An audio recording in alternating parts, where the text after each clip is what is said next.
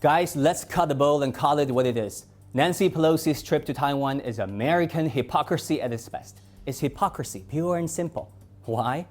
Because 40 years ago, the United States signed 3 legally binding treaties with China to recognize Beijing over Taipei as the sole legal government of China.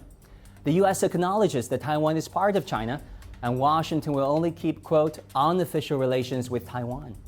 And then comes Nancy Pelosi, one of the most official public figures in the United States. That is the Speaker of the House, the second in line for U.S. presidency, visiting Taipei and shaking hands with the leaders of Taiwan. Guys, this is betrayal. This is provocation. And this could be war. I'm not even kidding. Beijing has had it. It's not the first time the U.S. government promised one thing on Taiwan and did another. After the first 2 Sino-U.S. communiques were signed to establish diplomatic relations, U.S. Congress passed the so-called Taiwan Relations Act, which in many ways contradicted the letter, the spirit, and the intent of the first 2 Sino-U.S. communiques. For example, it allowed arms sales to Taiwan and says the U.S. can intervene militarily in the island's self-defense. But excuse me, didn't you just acknowledge that Taiwan is part of China?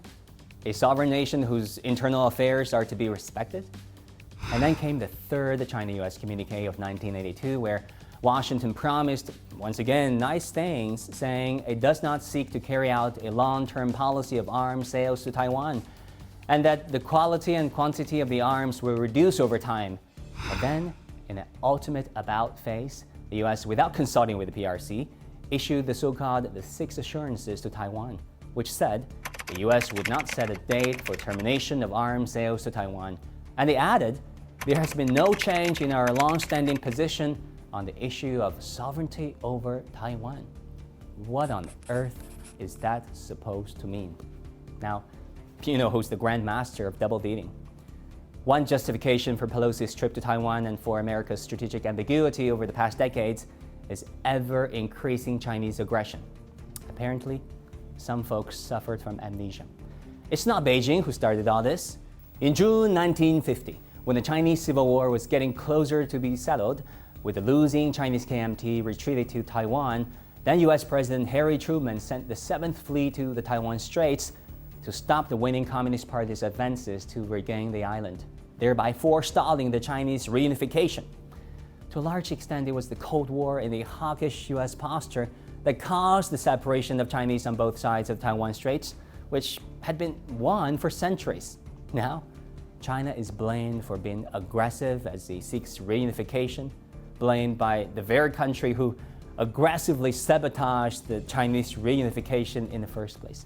How hypocritical is that? Pelosi's trip happened a few months before midterm elections, where her Democrats are forecast to have a mere 17% chance to retain the House. The trip is seen by many as Pelosi's desperate attempt to rally domestic support.